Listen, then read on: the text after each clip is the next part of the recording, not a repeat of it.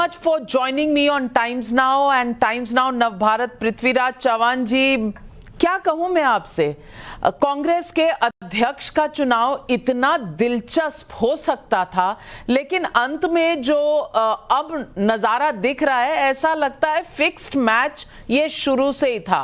खड़गे जी अगर कांग्रेस पार्टी के टॉप फैमिली, गांधी फैमिली के रिप्रेजेंटेटिव नहीं हैं तो और क्या है? देखिए नाविका जी, कांग्रेस का चुनाव 22 साल के बाद पहली बार हो रहा है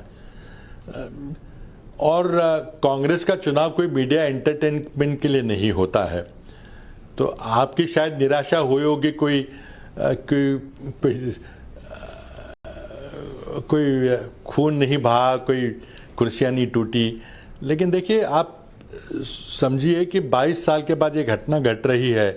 पहली बार कांग्रेस को एक फुल टाइम कांग्रेस प्रेसिडेंट मिलेगा और चुनाव के माध्यम से मिलेगा। क्या 22 साल में आपने कभी देखा है कांग्रेस पार्टी में वोट डालकर चुनाव हुआ है और कांग्रेस का चयन हुआ है?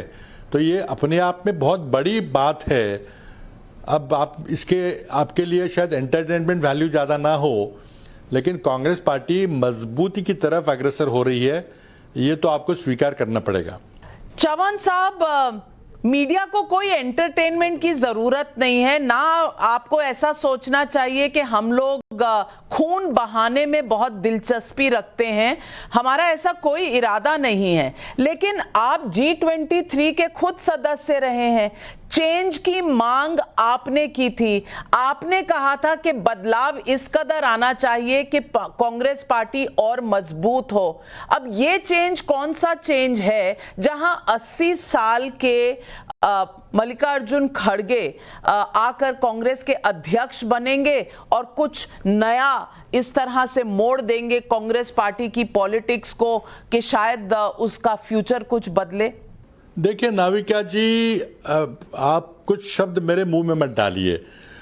जब अगस्त 2020 में हमने खत लिखा था, इसका कारण ये था कि राहुल जी ने अचानक अपने पद से इस्तीफा दिया था और 1 साल से एक अंतरिम व्यवस्था चल रही थी। उस समय हमने सोनिया जी से मिलने की गुजारिश की, लेकिन मुलाकात नहीं हो सकी।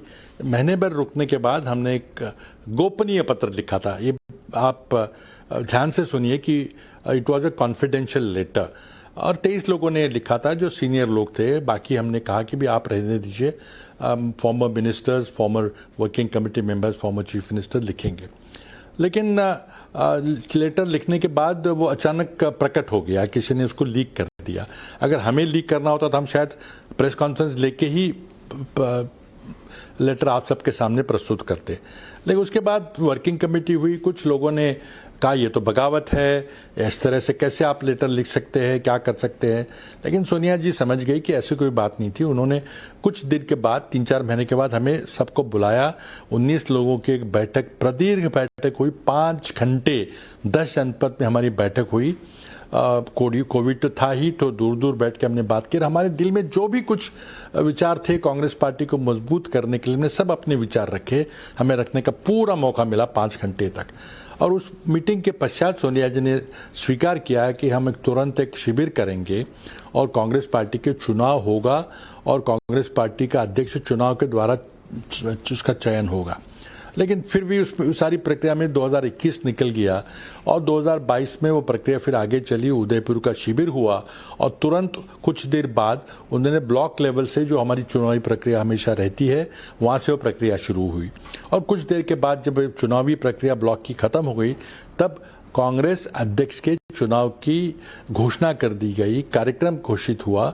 उसी समय तुरंत हमने सोनिया गांधी का, कांग्रेस अध्यक्षा का धन्यवाद व्यक्त किया था कि हमारी जो सिर्फ 2 मांगे थी, फुल टाइम कांग्रेस प्रेसिडेंट और इलेक्टेड कांग्रेस प्रेसिडेंट, आपने मान ली। लेकिन पृथ्वीराज चव्हाण जी, अब आप पूरा जो घटनाक्रम है उसको देखिए। Look at the turn of events. Ashok Gehlot ji का नाम सामने आता है, वो अपना अध्यक्ष पद का चुनाव लड़ने के लिए फॉर्म भी लेते हैं। और फिर एक तमाशा होता है राजस्थान में।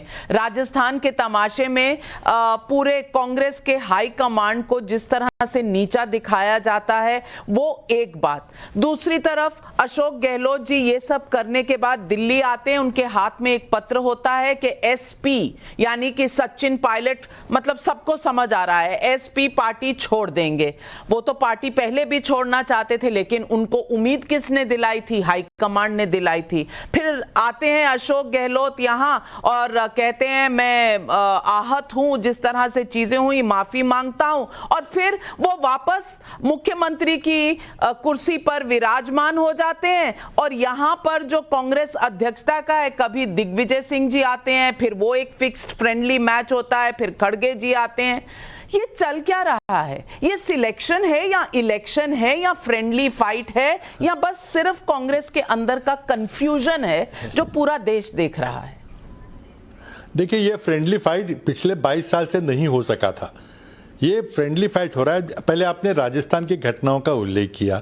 एक तो मेरा राजस्थान की घटनाओं से कोई वैसे डायरेक्ट कोई संबंध नहीं है, लेकिन मैं आपको फिर से बताना चाहूँगा कि जब भी कोई राज्य के नेतृत्व में बदलाव की बात होती है तो हमारी टाइम ऑनर्ड पद्धति है कि कांग्रेस अध्यक्ष वहाँ के जनरल सेक्रेटरी और एक आध सीनियर आदमी को भेजती है।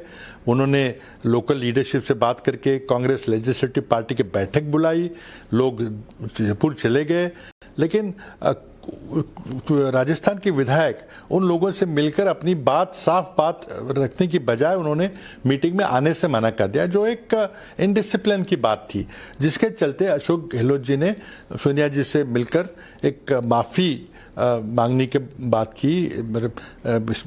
क्योंकि क्या है कि as a leader of legislative party उनकी जिम्मेदारी थी कि लेजिस्लेटिव पार्टी की मीटिंग हो और मीटिंग में जो अपेक्षा थी कि लोग अपने अकेले मिलकर बताएं कि वो क्या चाहते हैं, वो नहीं हो सका। इसलिए स्वाभाविक तौर से अशोक जी आए और उन्होंने अपना नामांकन, अपना पर्चा वापस लिया और कुछ घटनाएं घटी। अब ये दुर्भाग्यपूर्ण था, नहीं होना चाहिए था, लेकिन अब जो हो गया। लेकिन आप देखिए कि कांग्रेस में जैसे ही चुनाव घोषित हुए एक जीवंत प्रक्रिया शुरू हुई। मुकुल वासनिक जी का नाम आया, उन्हें भी समर्थन था, अशोक जी को भी हम समर्थन सब दे रहे थे, हमारी भी आपसी बैठकें हो रही थी, हम चर्चा कर रहे थे क्या करना चाहिए। फिर दिग्विजय सिंह जी का नाम आया। इसका मतलब कांग्रेस में एक बार फिर जान आ गई, जैसे कि कई सारे लोग तैयार हो गए। शशि थरूर जी आए, हम कुछ लोगों से मिले और वो भी उन्होंने निर्णय लिया कि मैं भी चुनाव लड़ूंगा। तो एक हेल्दी प्रैक्टिस है, इसमें कौन सी गलत बात है? क्या भाजपा में आपने कभी देखा है कि जब से नरेंद्र मोदी आए कोई ऐसी कोई प्रक्रिया हुई है जिसको आप चाहे तो शैम प्रक्रिया कही है, चाहे तो फर्जी प्रक्रिया कही है, लेकिन चुनाव तो हो रहा है। अब चुनाव में कोई भी व्यक्ति अपना नामांकन भर सकता है, किसी के हाथ किसी ने पकड़े नहीं है, किसी ने मना नहीं किया कि आप मत करिए। लेकिन पृथ्वीराज चौहान जी, अशोक गहलोत के विधायक जो हैं, जिस तरह से उनका बिहेवियर रहा था, आप चाहते हैं कि दुनिया मान ले कि उसमें अशोक गहलोत जी का हाथ नहीं था, या उनकी मर्जी से नहीं हो रहा था, या वो इसको कंट्रोल नहीं कर सकते? तो यानी कि वो पहले भी कभी अध्यक्ष बनने नहीं आना चाहते थे और अब ये तमाशा करने के बाद उन्होंने इंश्योर कर लिया कि अध्यक्ष पद नहीं चाहिए, यहाँ कोई पावर नहीं है, यहाँ कुछ सुधरना नहीं है, मैं वहां राजस्थान का मुख्यमंत्री ही ठीक हूं। क्या ये मैसेज नहीं गया? नविका जी, मैं आपको मैं आपकी जानकारी के लिए मैं बताना चाहता हूं कि अभी हमारे जो जनरल सेक्रेटरी वेणुगोपाल जी, उन्होंने कहा था कि राजस्थान के अध्यक्ष पद का फैसला 2 दिन में होगा, यानी कि राजस्थान के लीडरशिप का इशू ओपन है। तो ये आप मत समझिए कि ये अपने आप उन्होंने कुछ तय किया है। जो हुआ वो बहुत दुर्भाग्यपूर्ण था, जिसके लिए स्वयं अशोक जी ने यहाँ आकर माफ़ी मांगी और अपने आप को कांग्रेस अध्यक्ष पद के चुनाव से अलग कर लिया है। अब क्या वो मुख्यमंत्री रहेंगे नहीं रहेंगे, वो 2 दिन में फैसला होगा।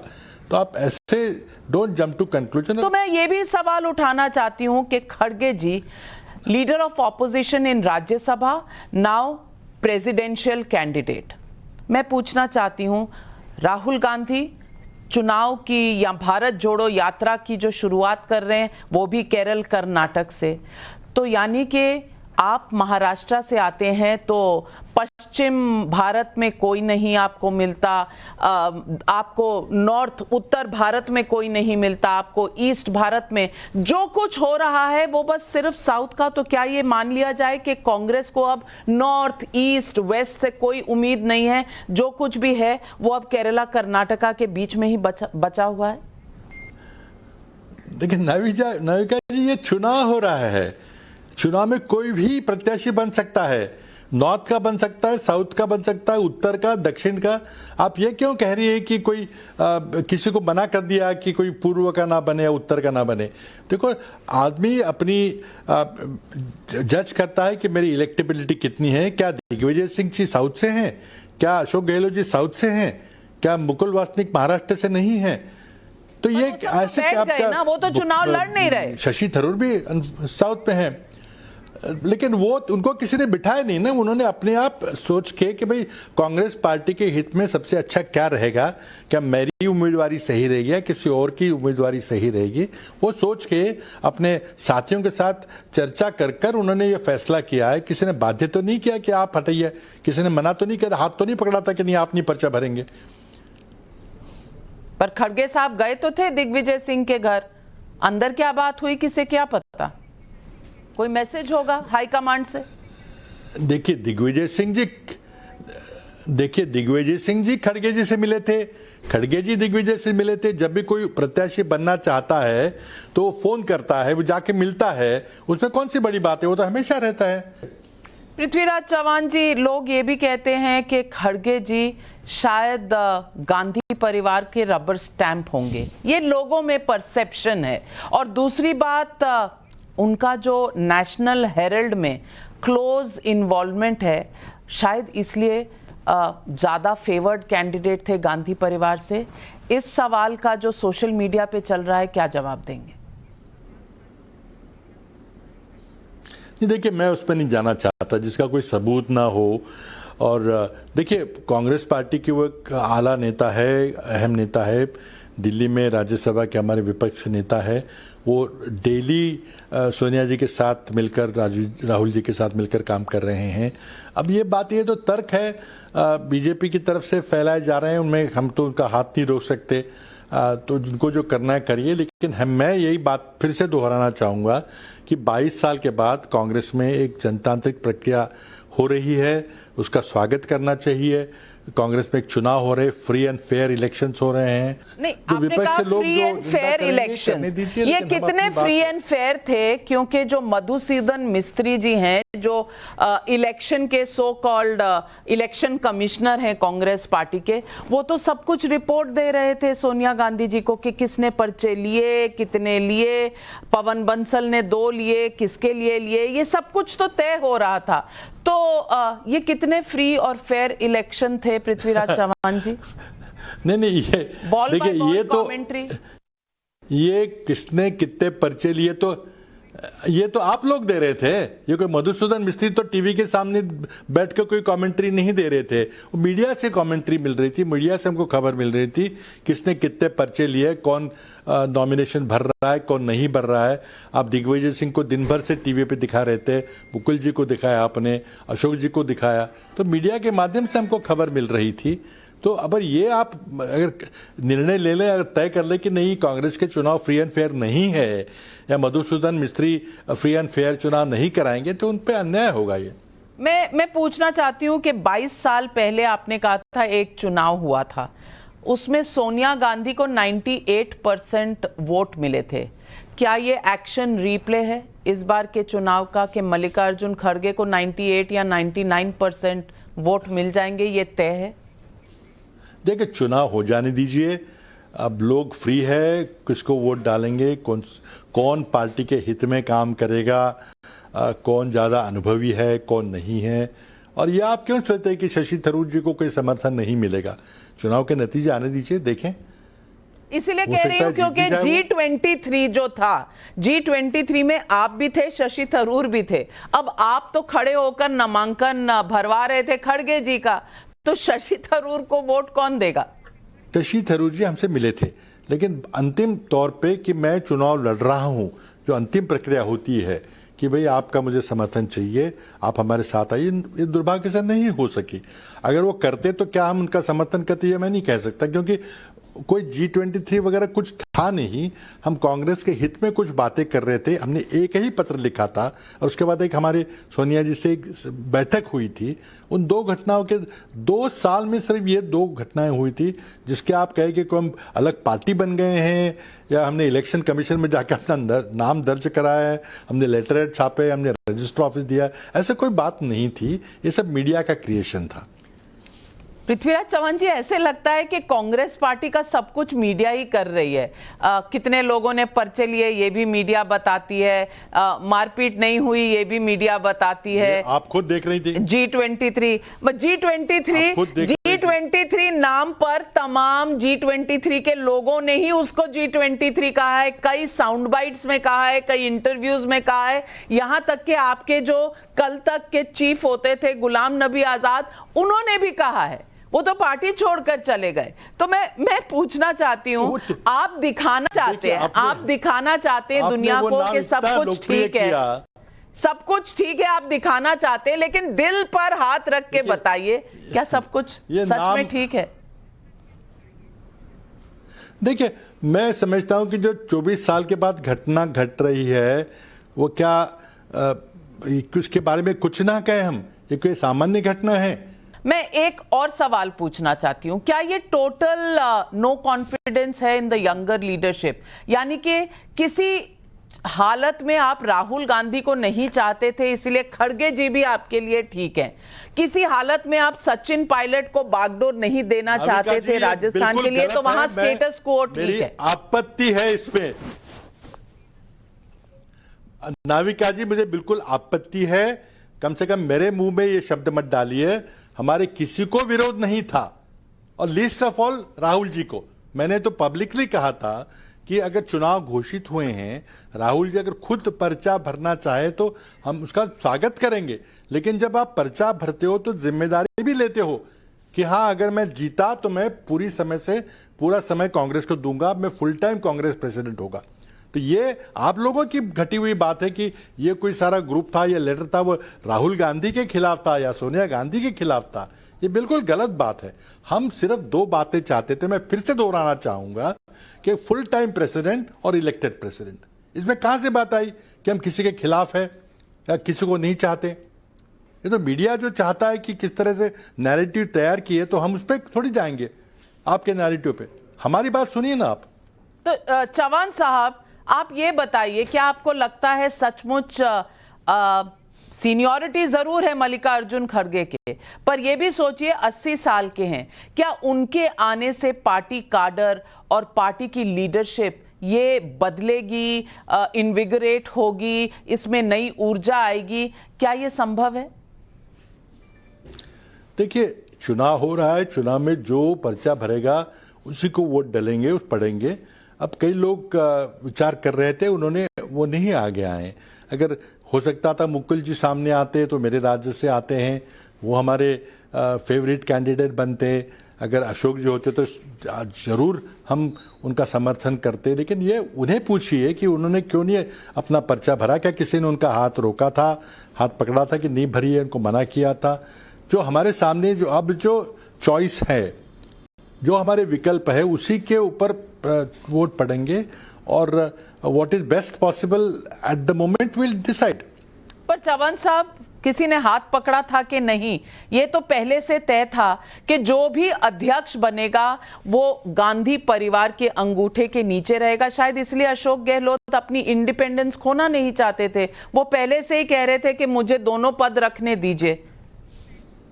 दोनों पद रखना तो संभव नहीं था, कम से कम हम तो उसका समर्थन नहीं करते, क्योंकि हमारी मूल बात फुल टाइम प्रेसिडेंट की थी। अब चीफ मिनिस्टर का कोई पद मैंने भी चीफ मिनिस्टर पद पे काम किया है, क्या पार्ट टाइम पद है? क्या कांग्रेस अध्यक्ष का पद आप जयपुर में बैठ के चलाएंगे? वो तो संभव ही नहीं था। या आप लोगों की अटकल है कि उनको दोनों पद पे बना रहना चाहिए था? बस सचिन पायलट नहीं चाहिए, बात बॉटम लाइन की यही थी। देखिए, अब मैं नहीं जानता कि क्या हुई बात, क्यों नहीं चाहते थे या चाहते थे, या हो सकता था कि सचिन पायलट का चुनाव होता। बैठे हुए थे, तस्वीरें चौहान साहब आपके साथ बैठे हुए थे, सारे तमाम सीनियर नेता आज एक कमरे में बैठे थे, अंबिका सोनी जी, मुकुल वासनिक जी, अशोक गहलोत जी। आपने पूछा नहीं भाई ये क्या हुआ राजस्थान में? आप लोग आपस में बात नहीं करते?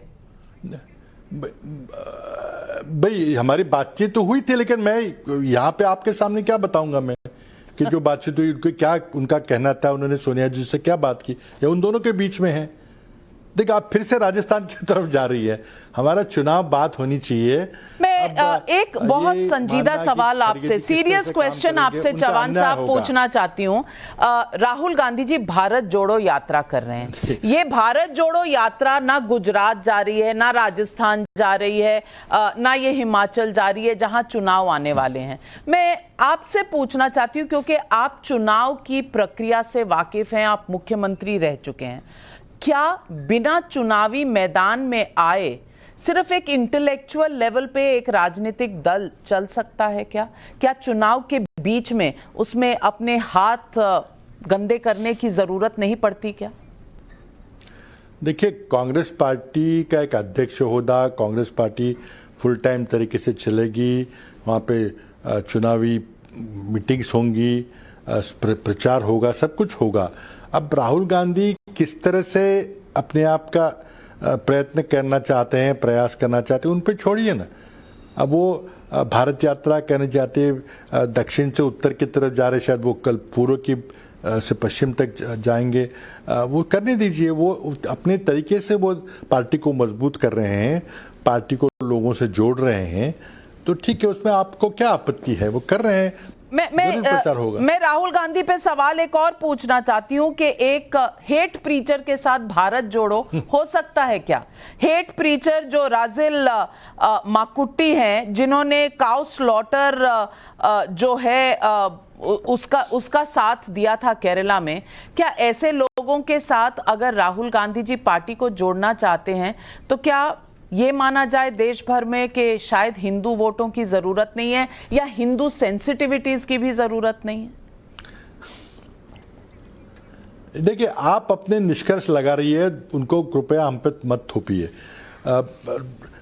राहुल जी देश की जनता को कांग्रेस से जोड़ने की कोशिश करें। जिस व्यक्ति का आपने नाम लिया क्या देश का नागरिक नहीं है, क्या उसको हम मना कर दें कि भाई आप इन लोगों के लिए कोई प्रवेश नहीं है यात्रा में?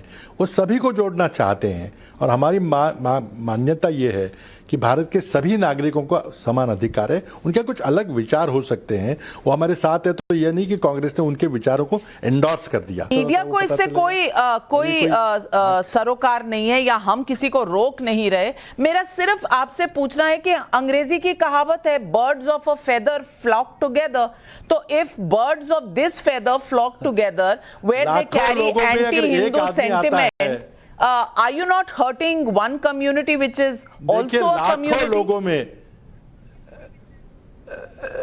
देखिए लाखों लोगों में अगर कोई एक आधा व्यक्ति आता है, अब कोई एक आधा आरएसएस का आदमी आता है, तो क्या हम उसको मना कर देंगे मत आओ करके? आरएसएस को तो आप बैन करना चाहते हैं। आप इससे कैसे निष्कर्ष निकाल सकते किसी एक आदमी को आइसोलेट करने? निष्कर्ष इसलिए निकालते क्योंकि आरएसएस को तो आप बैन करवाना चाहते हैं। कांग्रेस पार्टी के कई नेताओं ने कहा है, आरएसएस का कोई आदमी अगर यात्रा में जुड़ना चाहता है उसको मना थोड़ी करेंगे चलो निकल जाओ यहां से। अब कोई भी आ सकता है। पूरे देश को जोड़ना चाहते हैं, जो देश के सभी नागरिक उनको जोड़ना चाहते हैं। आप क्यों अलग कर रहे हैं कि इसको नागरिक को अलग करें? आपके विचार शायद उन विचारों से आप सहमत नहीं हो सकती। क्या उस नागरिक को अधिकार नहीं है अपने विचार रखने का?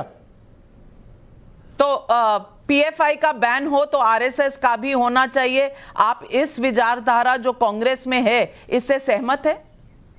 पीएफआई और आरएसएस एक तरह की ऑर्गेनाइजेशन? कांग्रेस ने कोई ऐसा कोई बयान कांग्रेस पार्टी ने ऑफिशियली दिया है क्या आपके? सुरजेवाला साहब ने कहा है, मैं पढ़ के सुना देती हूं। I can read it out to you. The belated action on PFI ban is a step in the right direction after prolonged vacillation. When will the BJP government now act against the other side of the same coin? Organizations close to BJP RSS. No, organization close to RSS which are terrorist organization is what he has said. who have been involved in terror activities. Any outfit which supports terror, we cannot accept that.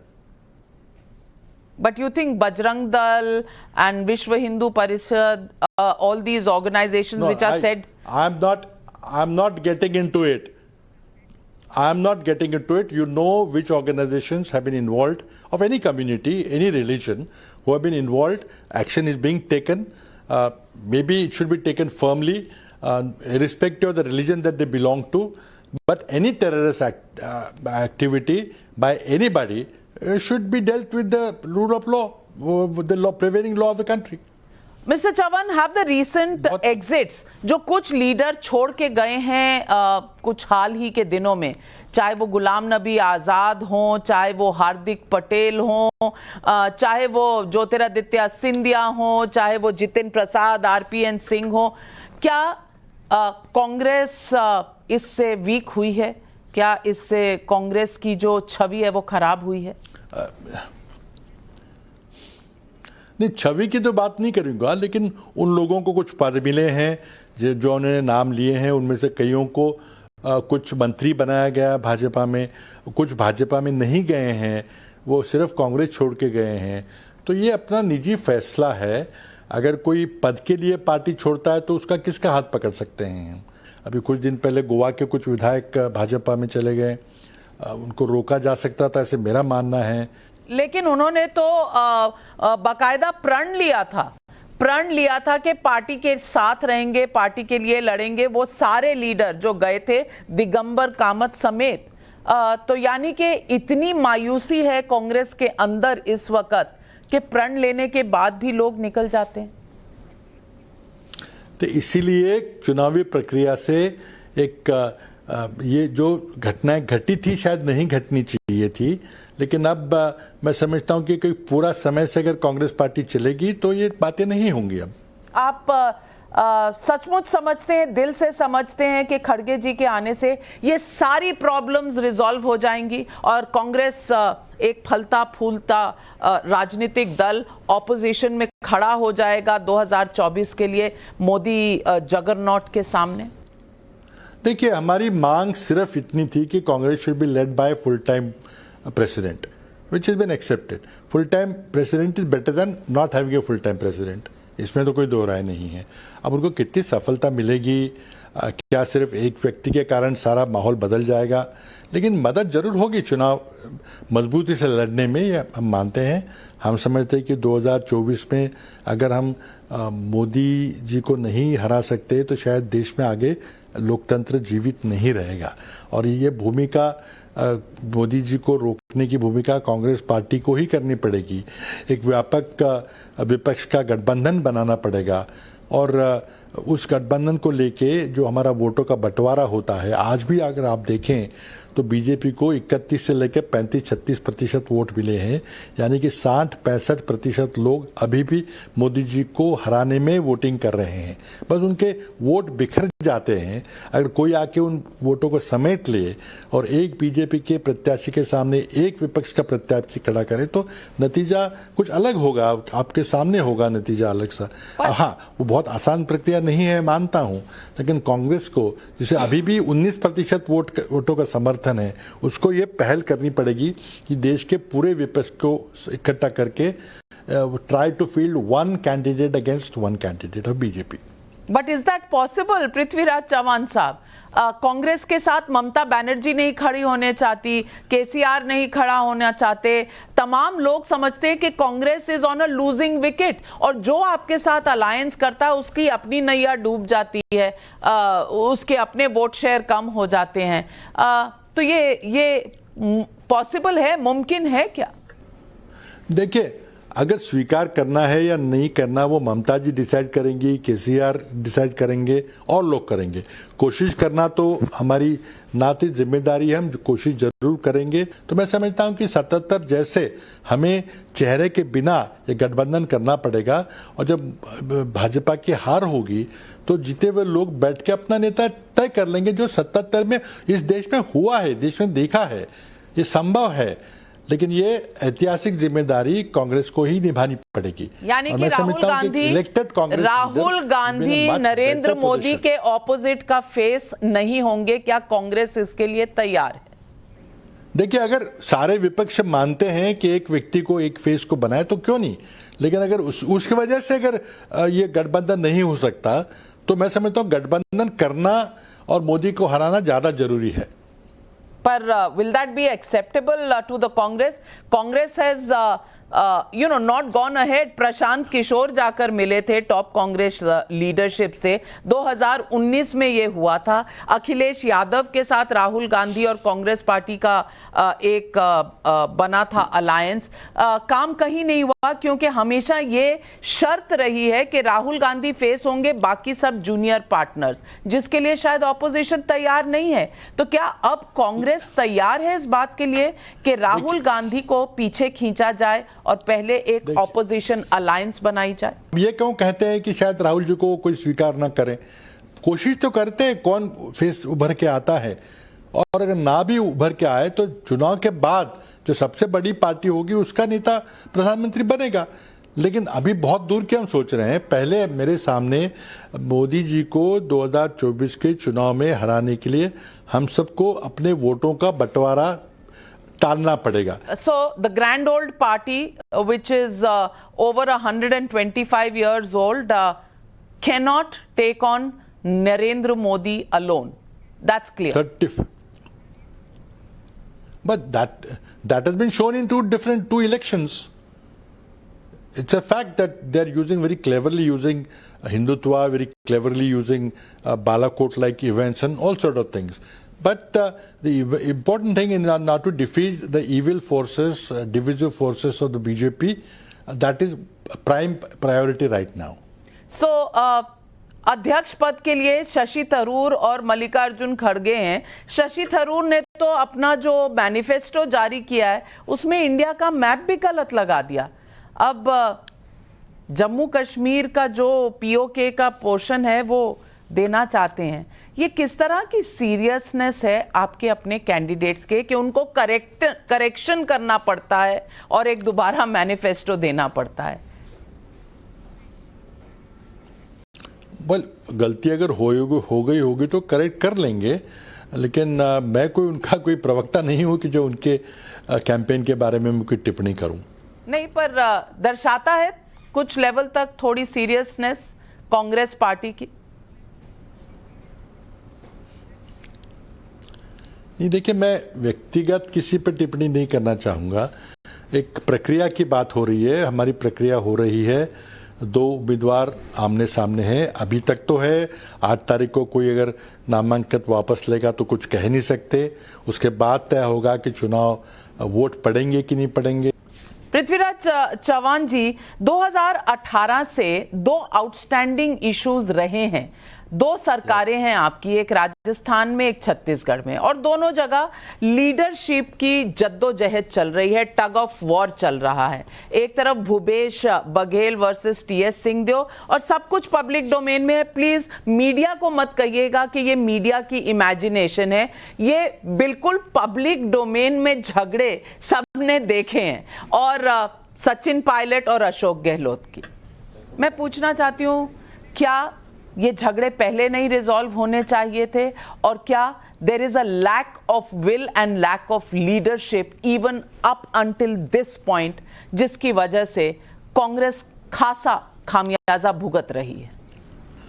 देखिए, अब खड़गे जी अगर चुनाव जीते हैं, अगर शशि थरूर जी चुनाव जीते हैं, तो वो अध्यक्ष पद पर जब कुर्सी पर बैठेंगे तो ये सब चीज़ों को वो सुलझाने की कोशिश करेंगे। हो सकता है कि कुछ चीज़ें सुलझाने में देरी हुई हो या समय रहते ये इश्यूज रिजॉल्व नहीं किए गए हो, लेकिन इसीलिए तो चुनाव हो रहे हैं। So old guard wins, new guard out of the stadium? ऐसे कुछ नहीं। देखिए, हमेशा आप लोग ही चलाते थे कि कांग्रेस पार्टी में यंग वर्सेस ओल्ड का एक द्वंद्व चल रहा है, झगड़ा चल रहा है। तो ये तो मीडिया के कन्वीनियंस से बातें चलती है। हमारे यहाँ सीनियर लीडर्स भी है, जूनियर लीडर्स भी है। अब किसको क्या जिम्मा दिया जाता है, कौन सा रास्ता अख्तियार करता है, वो बात ठीक है। तो ये तो अब ठीक है, आप शुरू कर देंगे कि ओल्ड गार्ड विंस और यंग गार्ड इज डिमोलिश्ड और डिमोटेड, ये तो आपकी बातें आप कहते रहिए। तो ये आई एम वेरी हैप्पी। ये जो खड़गे साहब के नीचे जो कुछ बनेगा, ये 10 जनपद पे बनेगा या खड़गे जी की खुद की चॉइस होगी? असल इलेक्शन का असर तो वहां दिखेगा। अब ये पूरी 5 साल का उनके 5 साल के कार्यकाल का पूरा आज से ही पूरा ब्यौरा मांगती है कि कल क्या होगा, परसों क्या होगा, कौन क्या। Give him time. वो पहली बार अध्यक्ष बन रहे हैं कांग्रेस पार्टी के, पहले कभी नहीं बने थे वो, अब उनको बनने दीजिए। जाने से पहले बस एक आखिरी सवाल आपसे पूछूंगी चौहान साहब, आप दिल पर हाथ रख के कह सकते हैं कि आपको उम्मीद है यहाँ जो एक चक्रव्यूह में कांग्रेस फंसी हुई है उससे अब बाहर निकल पाएगी? आपको भरोसा है या अब भी संदेह है कि ये full solution to the problem है या नहीं? देखिए, किसी भी देश में जनतांत्रिक तरीके से चुनाव होना, अब जो इंग्लैंड की, बर्तानिया की बात अब करें, वहाँ भी प्रधानमंत्री के खिलाफ लोगों ने जनतांत्रिक तरीके से प्रधानमंत्री को हटाया और एक आश्चर्यजनक तरीके से 10 लोगों में से एक उन्होंने व्यक्ति का चुनाव किया प्रधानमंत्री के पर। ये तरीका है क्या? जो नई प्रधानमंत्री बनी है क्या ये सफल रहेंगी या इंग्लैंड में और भी ज़्यादा आर्थिक संकट आएगा, ये समय बताएगा। लेकिन जनतांत्रिक प्रक्रिया अपने आप पे महत्वपूर्ण है, जो 22 साल के बाद हो रही है। किसी को अच्छा लगे ना लगे, आप बार बार पूछ रही कि दिल पे हाथ रखे कहिए, जैसे कि आपको मेरी बातों पे भरोसा नहीं है। लेकिन मैं कह रहा हूं कि भाई we can only hope that things will be better. Well, as they say, उम्मीद पे दुनिया कायम है, तो आने वाला समय बताएगा ये कितना जनतांत्रिक चुनाव था और इस चुनाव से कितनी समस्याएं हल हो जाएंगी कांग्रेस पार्टी के। बिल्कुल ये समय ही बताएगा। लेकिन हमारे साथ जुड़ने के लिए पृथ्वीराज चौहान जी, आपका बहुत बहुत धन्यवाद। Always a pleasure speaking to you. Thank you for calling me. I hope your best wishes are with the Congress Party for successful conduct of a democratic election. Absolutely, and I hope you will have more faith in the media than to blame it for everything.